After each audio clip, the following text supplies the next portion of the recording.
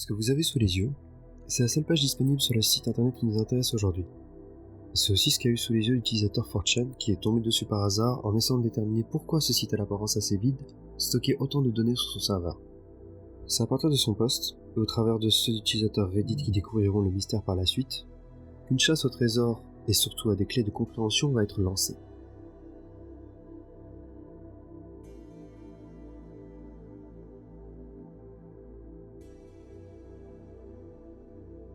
Un simple écran noir. Un champ pour accueillir un nom d'utilisateur, l'autre pour accueillir un mot de passe. C'est apparemment tout ce qu'il y a à y trouver. De plus en plus d'utilisateurs s'y sont cassés les dents, à essayer toutes sortes de combinaisons simples ou moins intuitives. Ça a d'abord commencé avec des choses semblant logiques, comme des 1, 2, 3, des ABC, etc. Puis après forcément on a essayé des procédés de manière fastidieuse, à essayer tant bien que mal toutes les combinaisons possibles de mots de passe, à essayer toutes les combinaisons possibles de chiffres, de lettres, de symboles, tout ce qui leur passait par la tête. Mais même là, l'attente est beaucoup trop longue, et le nombre de possibilités quasiment infini.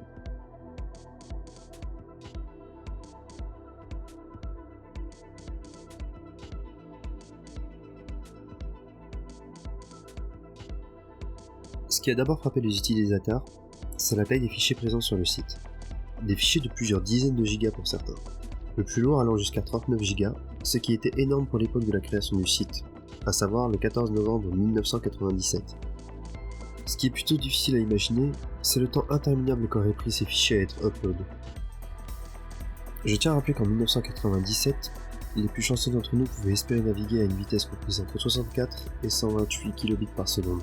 Alors avec des fichiers de cette taille-là, je vous laisse imaginer la patience qu'il faut avoir pour en voir le bout. À côté de ça, on a surtout découvert d'autres sites liés à Mantis.com, à savoir Cthulhu.net, dentalfeelings.com, eternalnight.com, exercio.com, jeffreyling.org, joshualing.org, karenling.com, linksborough.com et thomaslingdds.com. Tous ces sites ont été créés entre 1997 et 2014. Dans cette liste, plusieurs d'entre eux mènent aujourd'hui vers des liens morts, à savoir évidemment Mantis.com, Cthulhu.net, karenling.com et linksborough.com. Les autres sites par contre mènent à des pages d'archives avec un fichier robot.txt rempli avec une commande indiquant au moteur de recherche d'éviter de le lister dans les recherches avec des mots qui y seraient liés. Il y a cependant deux sites qui se démarquent des autres. thomaslingdds.com lui mène à une adresse d'un cabinet de dentiste, mais la page qui va nous intéresser est exercio.com, car celle-ci, en plus de disposer du fichier robot.txt, nous présente aussi plusieurs fichiers et dossiers liés aux mots kilts, ou courte pointe en français, ainsi qu'un dossier avec des photos, placées là sans aucune explication.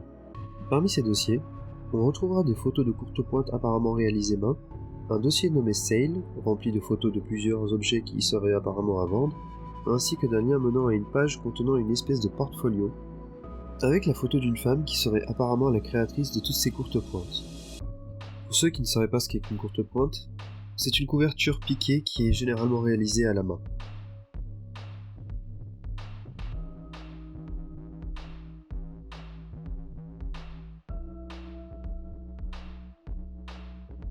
Revenons quelques instants sur le portfolio que je vous ai présenté un peu plus tôt. Sur celui-ci, on peut distinguer deux photos avec deux annotations assez parlantes juste en dessous. Courte pointe réalisée pour le premier anniversaire de Jeff, et courte pointe utilisant du tissu teint à la main pour le premier anniversaire de Josh. Ces deux noms se rapportent aussi à des liens, à savoir jeffreyling.org et joshualing.org. Une théorie voudrait que Thomas Ling a créé tous ces domaines afin d'en faire des placeholders pour sa femme Karen Ling et ses deux fils Jeffrey et Josh. Un placeholder dans la situation actuelle signifie que Thomas a créé ces noms afin de pouvoir les utiliser plus tard, et que personne d'autre ne puisse les réclamer comme nom de domaine pour leur site. Cette théorie est soutenue par le fait que dans la plupart des sites que je vous ai cités, il n'y a qu'un fichier robot.txt, et que celui-ci même n'a pour fonction que d'indiquer au moteur de recherche d'éviter de lister les sites en question. Cette théorie vient aussi répondre à la question de la photo qui se trouve sur le portfolio des courtes pointes. La personne en question serait Karen Ling, et cette page ne serait là que pour faire la promotion de ses créations de courte pointe. Bien évidemment, les deux enfants indiqués sur le portfolio seraient ses propres enfants, à savoir Jeffrey et Josh, et les courtes pointes réalisées sur ces photos seraient celles réalisées pour leurs anniversaires. Tout cela ne nous apporte pourtant aucune réponse au sujet des autres pages. Sachant qu'il est même impossible de les visiter au travers de la Wayback Machine, la seule chose qui nous reste, ce sont des paroles rapportées indiquant que sur certaines pages, on pouvait y apercevoir une simple pièce d'échec sur fond noir, mais que celle-ci n'aurait mené nulle part, même en cliquant dessus.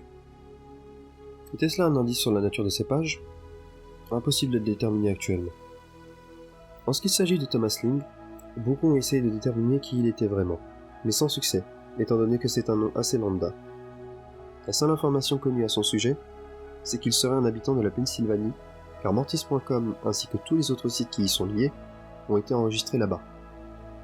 Certains hackers ayant participé aux fouilles de la page Mortis.com auraient indiqué qu'il se serait un jour présenté à eux et les aurait suppliés d'arrêter d'essayer de pénétrer cette page, car selon lui, le site ne servait qu'à stocker des photos de mariage.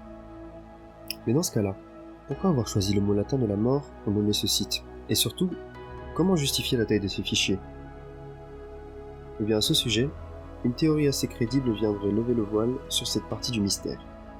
En effet, parmi les données présentes sur Mortis.com, il y aurait des lignes de code indiquant qu'un lecteur de médias était utilisé sur cette page. Et à côté de ça, on pouvait trouver des noms de fichiers tels que Drive Crazy 3D BD25.par2. Il ne faudra pas longtemps aux internautes pour découvrir que si on cherche sur internet Drive Crazy 3D, on tombe sur le film Drive Angry 3D, sorti en 2011 avec Nicolas Cage. Il ne faut pas plus d'indices pour se rendre compte de l'évidence. Le site pourrait facilement être un site de stockage de films et autres médias, accessible seulement au travers d'un identifiant et mot de passe, connu par la famille Ling.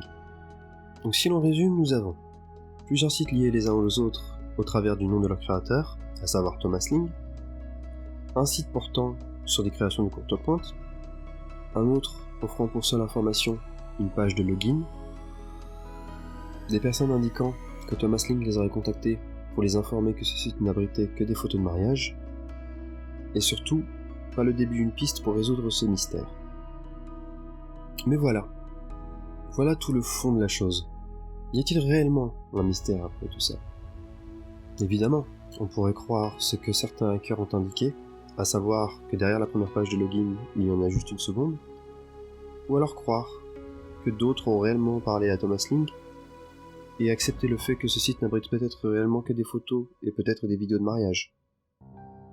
Le premier cas donnant une motivation pour continuer à chercher à résoudre ce mystère qui peut-être n'existe même pas, le second reviendrait à croire les dires de quelqu'un sans réellement avoir de preuves.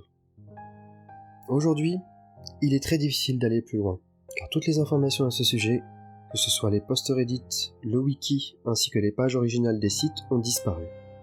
Et à côté de cela, quelqu'un aurait demandé le retrait de ces sites de la Wayback Machine, ce qui supprime toute possibilité de les visiter dans leur état de l'époque.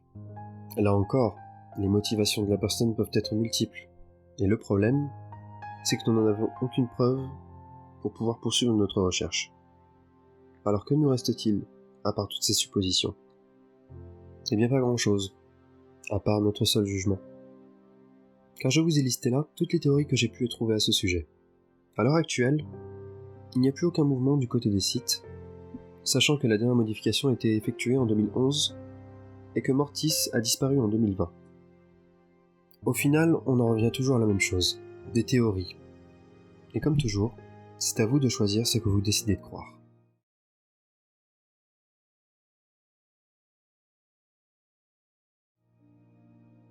Tout d'abord, je tiens vraiment à vous remercier d'avoir regardé cette vidéo. Cette fois-ci, j'ai essayé de faire des efforts pour paraître un peu plus naturel, parce que j'ai remarqué que sur la première vidéo, ça avait l'air quand même assez robotique.